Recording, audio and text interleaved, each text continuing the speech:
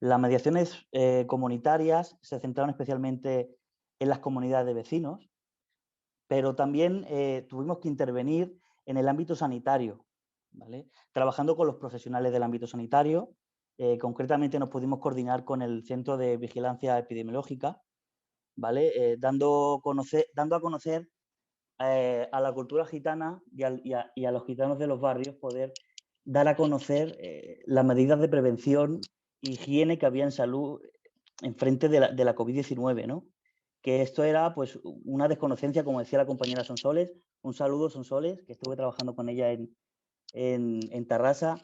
Eh, Esto era una barrera, ¿no? Y bueno, finalmente, como decía Sonsoles, hubo diferentes etapas, ¿no? En la pandemia y llegó un momento que durante el último trimestre de 2020, que, que los niños tuvieron que volver a la escolarización, pues nosotros nos centremos mucho desde el servicio en trabajar en el ámbito escolar, ¿no?